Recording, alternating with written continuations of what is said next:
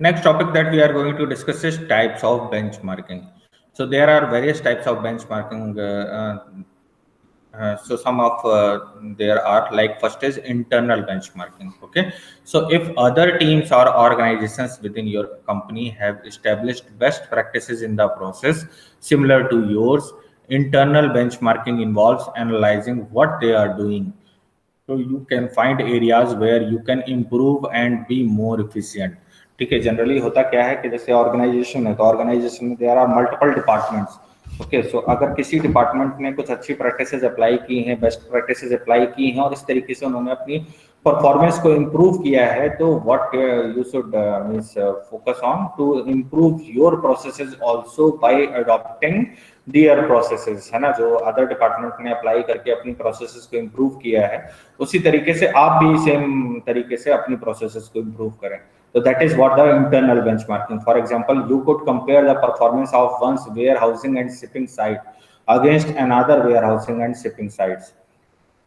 Okay, and the site with superior performance simply needs to share their processes and procedure so that the entire company benefits from the increased performance, है ना. तो जैसे एक one warehousing and shipping site उसने कुछ अच्छा काम किया, ठीक है, तो जो another warehousing and shipping site है उसको भी सेम प्रैक्टिसेस अडॉप्ट करके, है ना, कुछ बेस्ट प्रैक्टिसेस अप्लाई की और उसने अपना जो कह सकते हैं परफॉर्मेंस को इम्प्रूव किया. So you need to deploy also that, है ना. इसी तरीके से कोई मार्केटिंग टीम है जिसने अच्छा परफॉर्म किया, सेल्स टीम है उसने अच्छा परफॉर्म किया, तो उससे जो भी उसकी प्रैक्टिसेस हैं, क्या क्या मैकेनिज्म उसने अडॉप्ट किया, और उसी तरीके से मैं भी सेलिंग करूंगा जिससे कि मेरी भी सेल्स जो परफॉर्मेंस है वो इम्प्रूव हो जाए.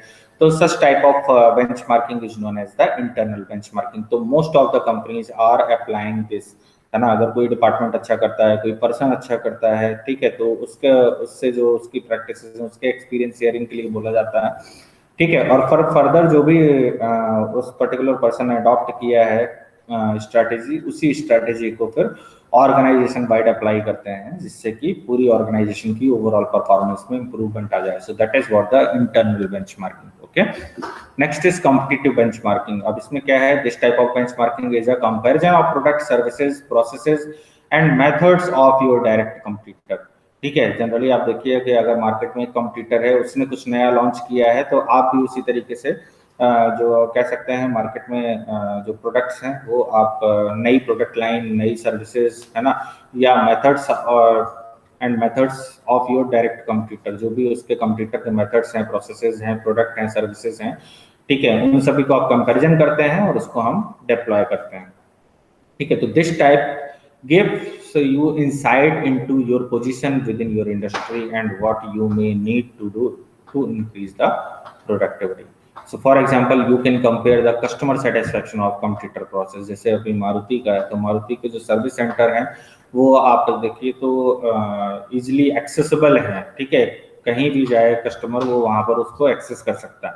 तो आप देखिए बाकी की कंपनीज ने भी यहाँ पर अपने सर्विस सेंटर की जो फ्रीक्वेंसी है वो बढ़ाई है, ठीक है, और उसके बाद वो इंडिया में ऑपरेट कर रही हैं. और जो कंपनी जिन्होंने ऐसा नहीं कर पाया वो मार्केट से आउटडेटेड हो गई, है ना, ऑब्सोलीट हो गई, चली गई इवन, है ना. तो for example you can compare the customer satisfaction of competitors product to yours, and if the competitor is getting better customer reviews, you need to analyse what the difference is and figure out how to improve the quality of your product. आजकल क्या होता है, e commerce में हम rate करते हैं, तो rating एक ने स्टार्ट की, जैसे अमेजन ने स्टार्ट की, तो फ्लिपकार्ट ने अडॉप्ट की, स्नैपडील ने अडॉप्ट की, और भी बाकी कंपनीज ने अडॉप्ट की. ठीक है, तो इससे क्या होता है, बेसिकली अब रेटिंग से कस्टमर इजीली आइडेंटिफाई कर सकता है कि विच वन इज बेटर, है ना, किसका प्रोडक्ट जो है वो ज्यादा बेटर है.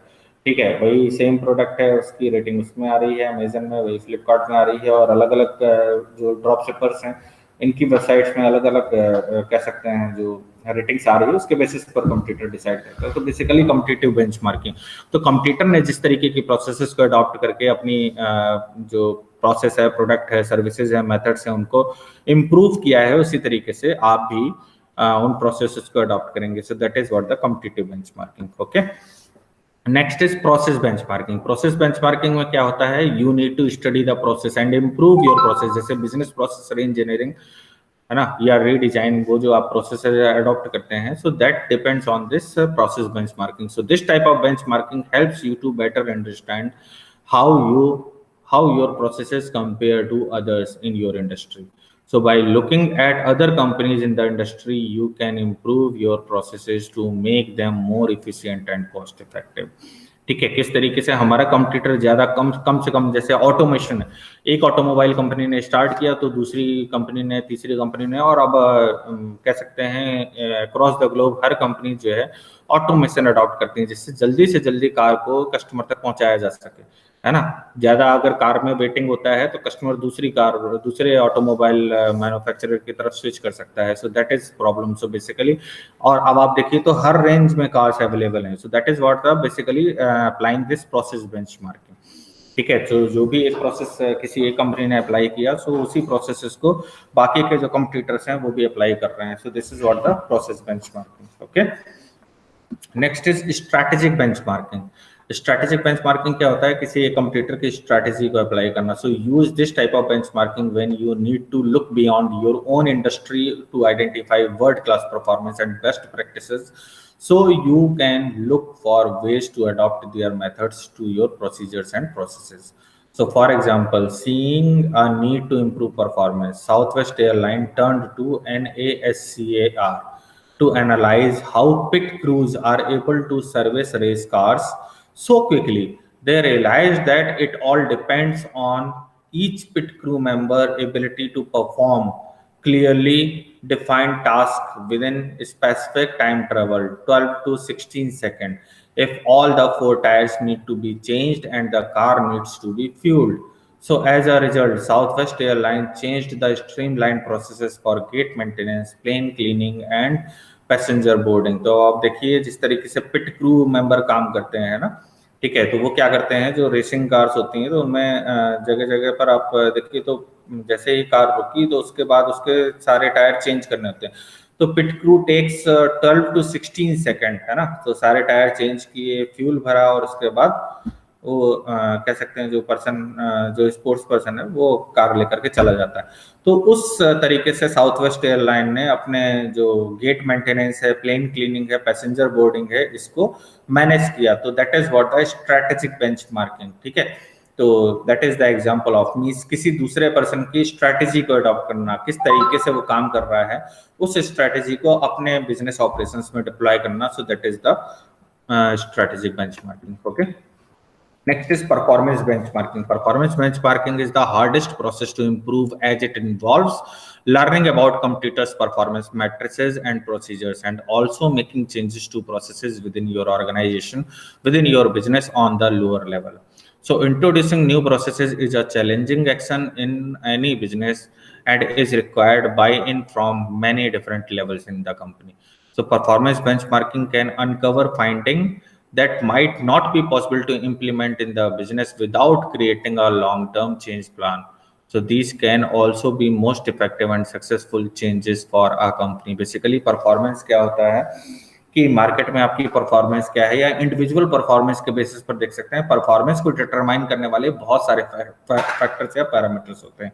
तो उन सारे फैक्टर्स या पैरामीटर्स को आइडेंटिफाई करना, उनमें से जो सबसे ज्यादा कह सकते हैं सक्सेस फैक्टर को डिटरमाइन करते हैं, ऐसे फैक्टर को आइडेंटिफाई करना और उसको उनके रिगार्डिंग स्ट्रैटेजी प्रिपेयर करना।